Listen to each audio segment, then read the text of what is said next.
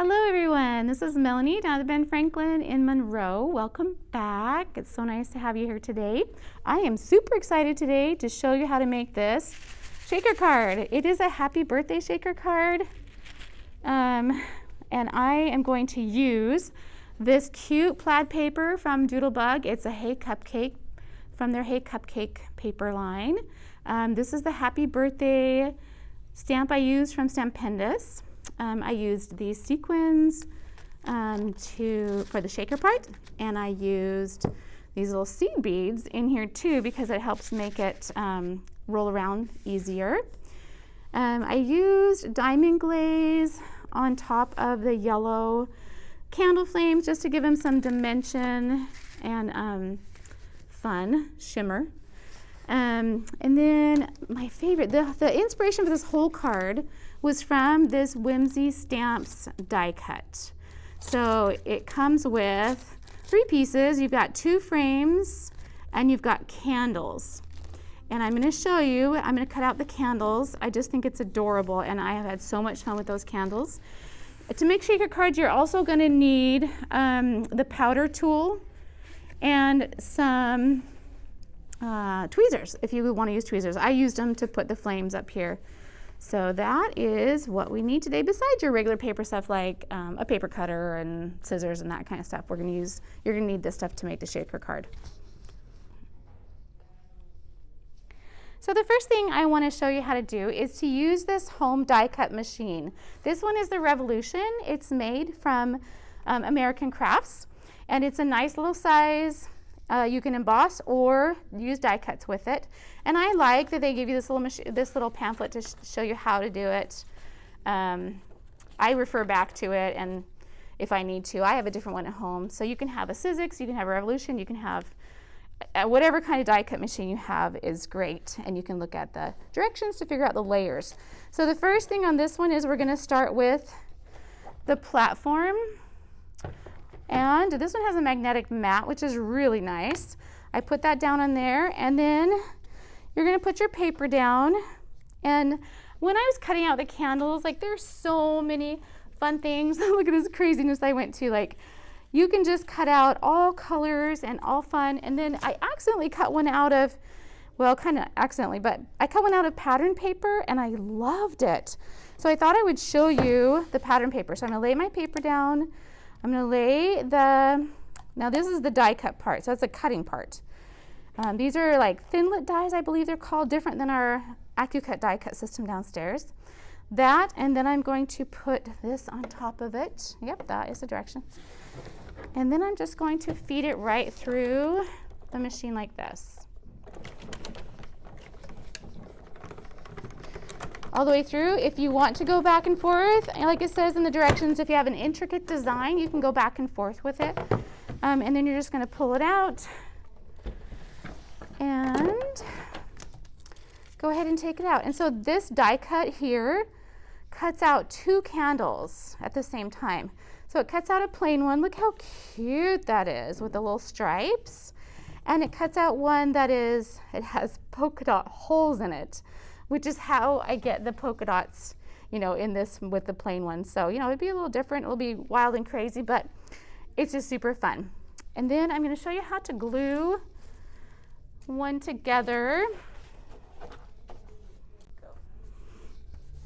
So I'm going to show you how to put these together. If you have polka dots that don't punch all the way out, you can just poke them with one of your pokey tools. You can finish punching them out with a little pin tack. Gosh, I can't even remember the name of that. And then I like to turn it upside down. Now when it gets cut out, you can kind of see that the front has a little tiny lip that goes like that over it. And I put the side with the lip, that's my back side, but I don't know that it really matters. And what you're going to want to do is just kind of put some glue. You don't have to have a ton on here because you don't want it squeezing out all over the place when you glue these together, but something like that, okay? And then pick it up, and I turn around, and I like to start it from the bottom. Oh, I just smushed it. And just kind of match that up on the bottom, and then go on up. And I've done it upside down. How funny is that? And just kind of press it because you can move it. I love that it has this little wick. Isn't that the cutest little thing? When it die cuts out, it has that little wick on it. Super fun. Okay, so you're going to die cut out as many candles as you want like that. And then you're going to take the border and die cut that out of white. And I want to show you, oh, I'm right here. Let's see. I want to show you, when you're making a shaker card, you're going to need quite a few of whatever you want to build it up. So I've got 6 to 8 layers right here. And then I've got 1 to go on the top. So when you die cut out your layers, you're going to want to die cut out a bunch. Now, if you have thicker paper, like they have the 110-pound weight, 120-pound weight, you don't have to cut out as many. If you have a thinner paper, then you'll have to cut out more. So go ahead and die cut your candles and your frames, and then we'll come back and I'll show you what other pieces you need to cut. And you can Okay, so the pieces I've got cut out here, I've got an acetate piece, and on your acetate, I just want to mention, if you don't know about acetate, that one side has a film on it. So you're going to want to peel that off. After you cut it, peel it off, and then it will be super see-through. Okay, and that is, I don't know if I told you, 3 1/4 by 8 1/4, just a smidgen smaller because you want it to go just inside the frame here. Not sticking out, so whatever you think, but that's just a tiny bit smaller. So that's my acetate. I have punched out the die cut quite a few of these. I've probably got 6 or 8, probably 8 because I don't think I had very thick paper. But like I said, if you have thicker paper, that will work better.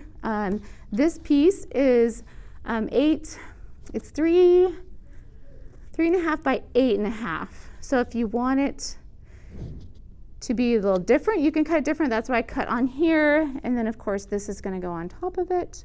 I've already stamped the happy birthday stamp right there, and I've got my candles together down here. So now I'm going to show you how I'm going to assemble this card.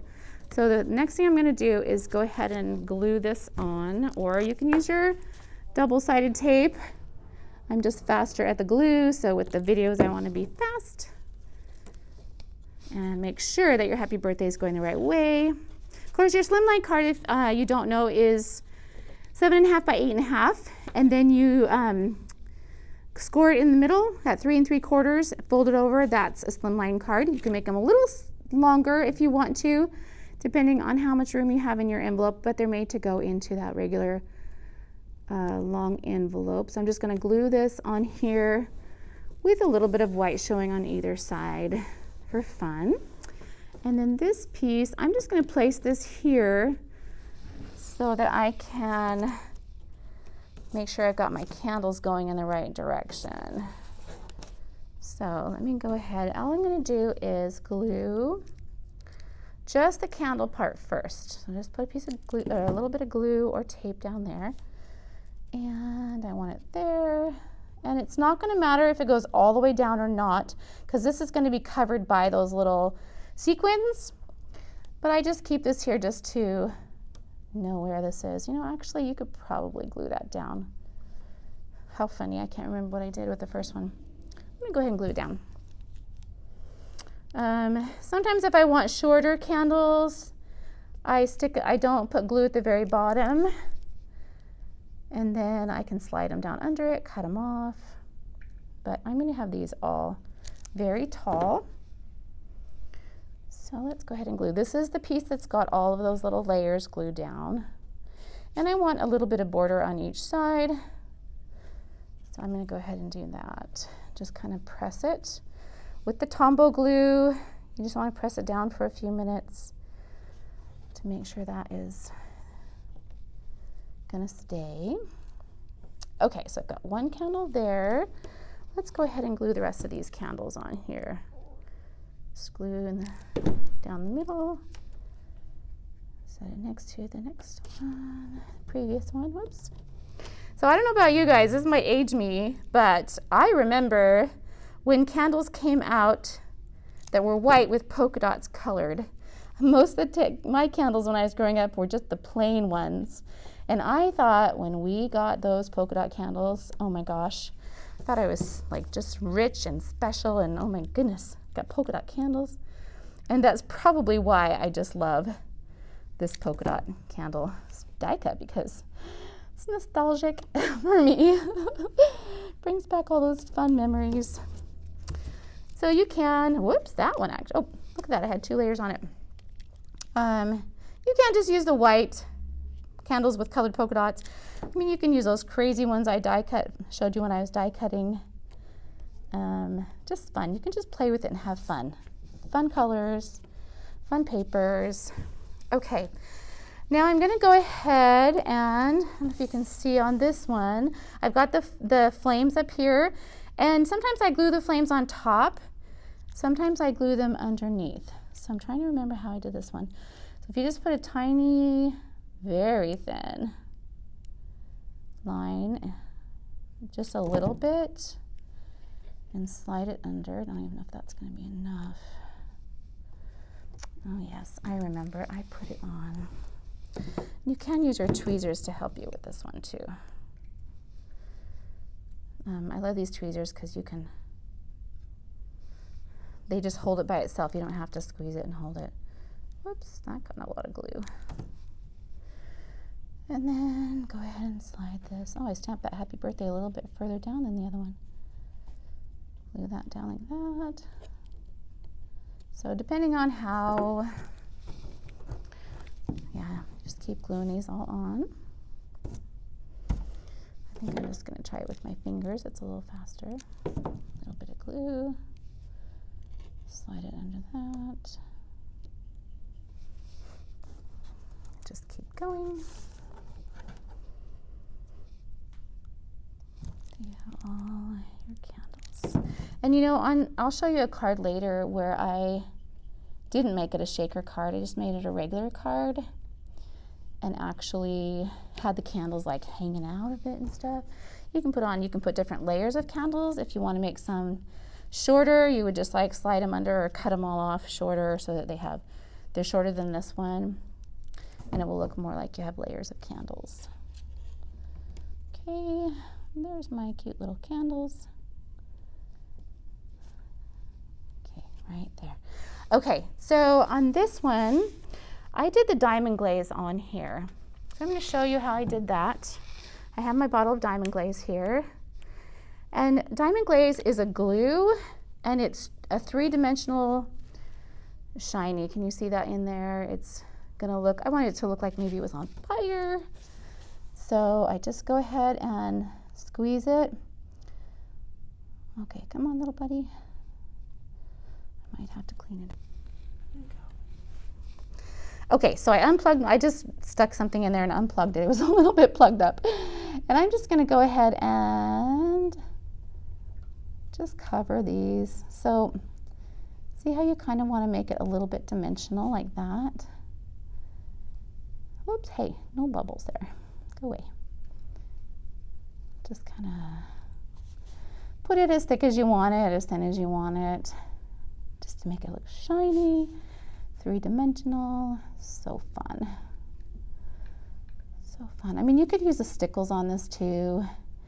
You could use the Wink of Stella on this if you didn't want to use the diamond glaze. I think with the diamond glazes, I'm gonna put this aside and let it rest, because it's gonna take, I don't know, maybe 20 minutes or so to dry. Okay, so we've come back, letting this dry, and depending on how much diamond glaze you put on there will depend on how long it will take to dry.